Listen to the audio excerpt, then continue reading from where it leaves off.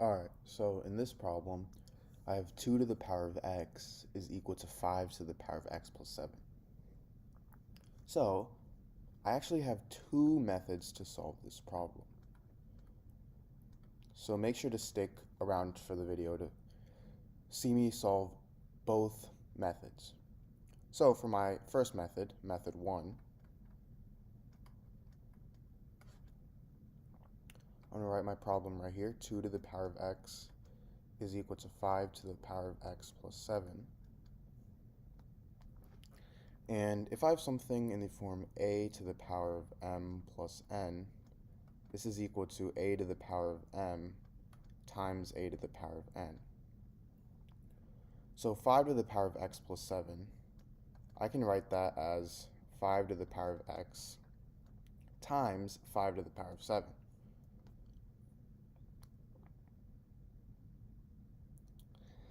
And now, from here, I'm going to divide both sides by 5 to the power of x. So then these two cancel out, and I get 2 to the power of x over 5 to the power of x is equal to 5 to the power of 7. Now from here, an important property of exponents is that if I have something in the form a to the power of m over a to the power of n, this is equal to a to the power of m minus n. So 2 to the power of x over 5 to the power of x is equal to 2 over 5. And another property is that if I have something in the form a to the power of m over b to the power of m, this is equal to a over b to the power of m. So 2 over 5 to the power of x. And this is equal to 5 to the power of 7. Now from here, I'm going to take the log on both sides. So I get log 2 over 5 to the power of x is equal to log 5 to the power of 7. And if I have something in the form log a to the power of b, I can move this exponent b to the front, so I get b times log a. In this case, I have log 2 over 5 to the power of x, so I can move x to the front, and I have log 5 to the power of 7, so I can move 7 to the front.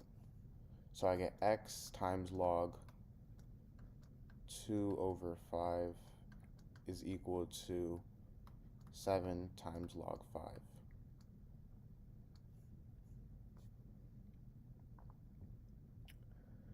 Now from here, we obviously want to find the value of x, so to do that, we have to get rid of log 2 over 5 by dividing both sides by log 2 over 5.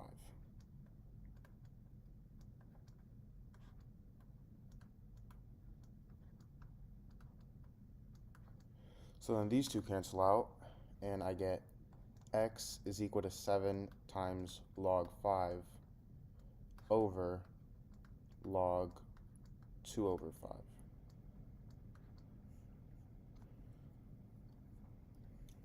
And we have our answer here. This is our solution, but there is a way to simplify it more. So first off, if I have something in the form log a over b, this is equal to log a minus log b. So log 2 over 5, that's going to equal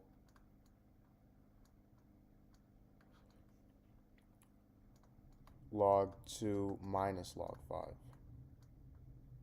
And now from here, I get 7 times log 5 over log 2 minus log 7 times log 5 over log 5. And these two cancel out, so I get 7 times log 5 over log 2 minus 7.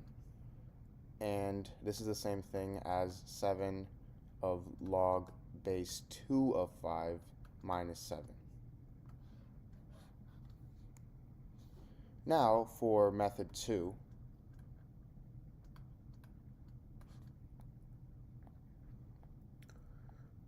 what I can do is, my equation was 2 to the power of x is equal to 5 to the power of x plus 7. And now I'm going to just start by taking the log on both sides. So I get log 2 to the power of x is equal to log 5 to the power of x plus 7. And now using that property, I get x times log 2 is equal to x plus 7 times log 5. And now if I distribute the log 5, I get x times log 2 is equal to x times log 5 plus 7 times log 5.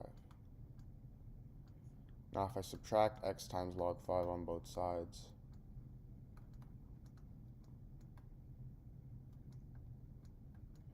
these two cancel out and I get x times log 2 minus x times log 5 is equal to 7 times log 5. Now I can factor out x, so I get x times log 2 minus log 5 is equal to 7 times log 5. And divide log 2 minus log 5 on both sides.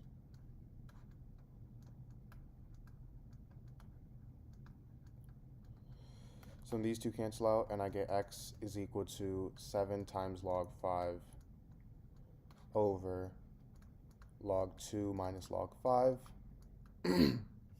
which again simplifies to this. So x equals 7 times log base 2 of 5 minus 7 is my answer. Alright, so in this problem I have m minus n squared is equal to m squared minus n squared. So to solve this problem, I'm going to first start by rewriting m minus n squared. And I'm going to rewrite this to m minus n times m minus n.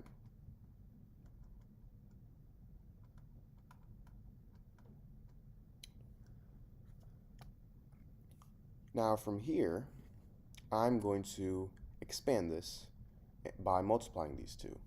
So to multiply these two, I'm going to first start by distributing the m. M times m is m squared. M times negative n is negative mn. Now I'm going to distribute the negative n. Negative n times m is negative mn. And negative n times negative n is positive n squared. So I have this is equal to m squared minus n squared. Now, I can do a few things here. I can first start by subtracting m squared on both sides, so this way these two m squares cancel out. And now I'll be left with negative mn minus mn plus n squared is equal to negative n squared. Now negative mn minus negative mn is equal to negative 2mn. And then now if I subtract n squared on both sides, these two cancel out and I get negative 2n squared.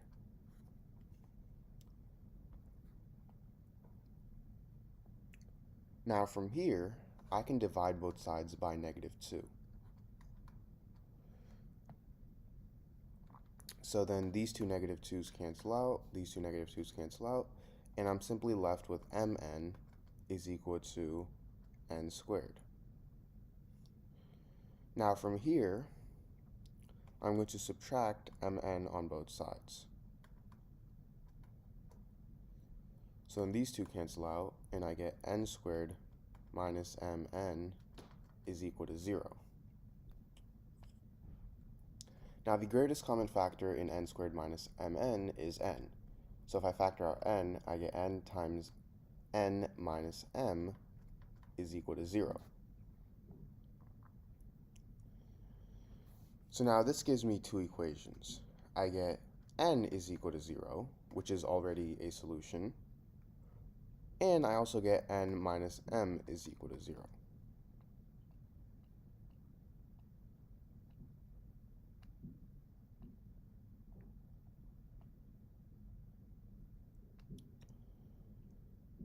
Now, going back to our original equation, we have m minus n squared is equal to m squared minus n squared.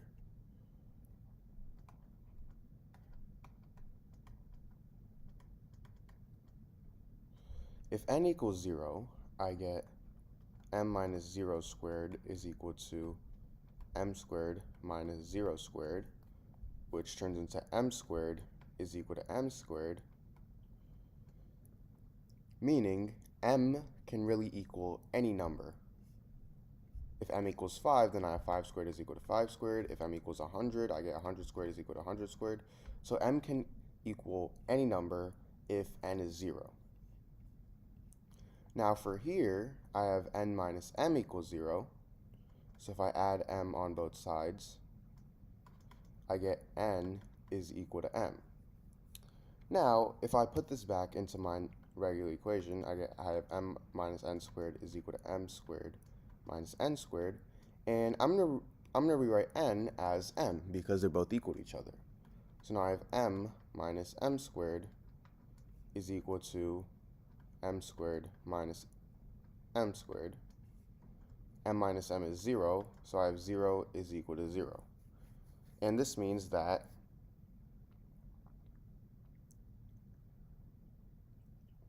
they're both equal to 0.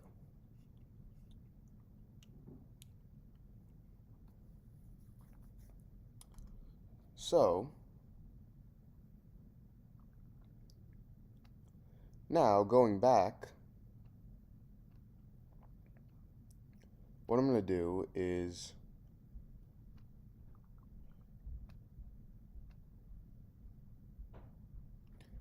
do a different method to solve this problem. So method 2 is, first let's rewrite the equation. We have m minus n squared is equal to m squared minus n squared. And now this time, I'm going to again expand m minus n squared to m minus n times m minus n.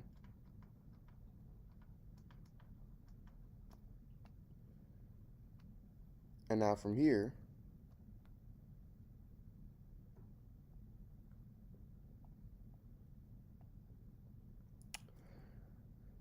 I'm going to rewrite m squared minus n squared as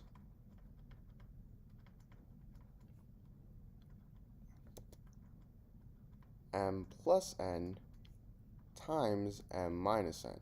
Because if I have something in the form a squared minus b squared, this is equal to a plus b times a minus b. So now, as you see, we can simply divide both sides by m minus n, cancel these two out. So now I'll be left with m minus n is equal to m plus n. Meaning, if I subtract m on both sides, I get negative n is equal to positive n. If I add n on both sides, I get 2n is equal to 0, meaning n is also equal to 0.